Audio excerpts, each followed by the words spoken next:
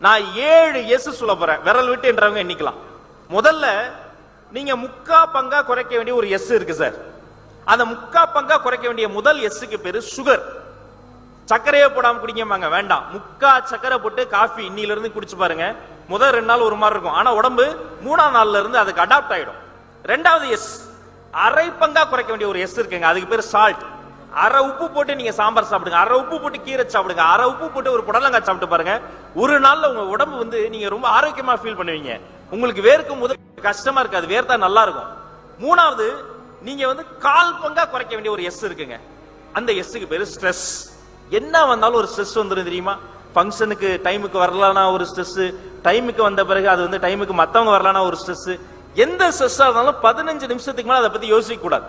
உட்கார்ந்துடலாம் ஒரு 1/4 மணி நேரம் அதை பத்தி யோசிக்க போறேன், நல்லா 1/4 மணி நேரம் பெருமிச்சலாம் விட்டுட்டு அதுக்கப்புறம் அதை பத்தி யோசிக்கவே கூடாது. 4வது எஸ், முக்கியமான எஸ், ஜீரோ ஆக்க வேண்டிய ஒரு எஸ் இருக்குங்க.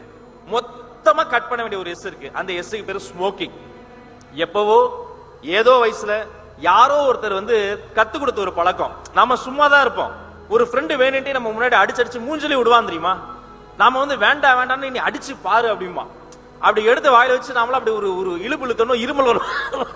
வேணாண்டா அவன் சொல்லுவான், இருமல் வந்துருச்சா அப்ப சேர்ந்துருச்சுன்னு அர்த்தம், ஒட்டிக்கும் அப்படிமா. அது வந்து ஏதோ ஒரு பயங்கரமான ஒரு பாக்ஸிங் கத்து தர மாதிரி கத்துருவாங்க. ஆனால் யாரோ ஒருவனால் ஆரம்பித்த அந்த ஸ்மோக்கிங்கை உங்கள் வீட்டில் இருக்கக்கூடிய மகனுக்காக, மகளுக்காக, பேர பிள்ளைகளுக்காக இன்னைக்கே தலையை சுத்தி தயவு செய்து தூக்கி வீசுங்க. ஒவ்வொரு சிகரெட்டும் உங்களுக்கு நீங்களே வைத்துக் கொள்ளக்கூடிய கொள்ளி. 5வதா ஒரு எஸ் இருக்குங்க, அது மட்டும் தான் நீங்க நிறைய இன்க்ரீஸ் பண்ணும். அந்த எஸ்க்கு பேரு ஸ்லீப். நிறைய பேர் சொல்லுவாங்க, தூங்க நேரம் இல்லாம நான் வேலை பார்ப்பேன் சார். நைட்டு நான் வந்து தூங்குறதுக்கு 2 மணி ஆகும்.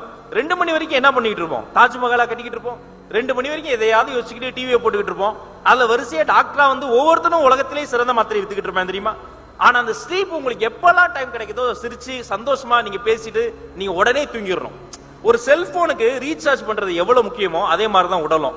இப்ப செல்போன் எவ்வளவு, நீங்க 1 லட்சம் ரூபாய் போட்டு செல்போன் வாங்கினாலும் ஒரு விஷயம் தெரிஞ்சுக்கங்க, 1.5 வருஷம் தான் அது வரும். இன்னும் சரியா சொல்லணும்னா 500 முறை நீங்க அதை 100% சார்ஜ் ஏற்ற முடியும். அது எவ்வளவு காஸ்ட்லி போனா இருந்தாலும் 501 முறை சார்ஜ் ஏத்துறீங்கன்னா அது வேலை செய்யாது. இப்படிதான் இப்படி உருவாக்குறாங்களே மேனுஃபேக்சரிங். அதே மாதிரி உங்க உடலும் நீங்க எவ்வளவு தூங்குறீங்களோ, தூங்காத நேரங்கள்ல உங்க முகம் வளர்ச்சியா இருக்கும். 6வது எஸ் ஒன்னு இருக்குங்க. அந்த எஸ் வந்து நீங்க வந்து வாழ்க்கையில ரொம்ப செய்யாத ஒரு எஸ். அந்த எஸ்க்கு பேரு ஸ்வெட், வியர்வை. ஒண்ணும் வேணாம், வீட்டுக்குள்ளேயே சும்மா ஒரு 4 வாட்டி குதிங்க. ஹாலுக்குள்ளாரே ஒரு 8 போட்டு நடங்க. லிப்ட்ல ஏறுறோம், இறங்கும் போது படி வழியா இறங்குங்க. காலை நேரத்துல முடிஞ்சா வாக்கிங் போங்க, பனியா இருக்கு. சாயந்தர நேரத்துல முடிஞ்சா வாக்கிங் போங்க, தூசியா இருக்கு. வீட்டுக்குள்ள கதவை சத்திட்டு வீட்டுக்குள்ளேயாவது ஓடி ஓடி ஓடி ஓடி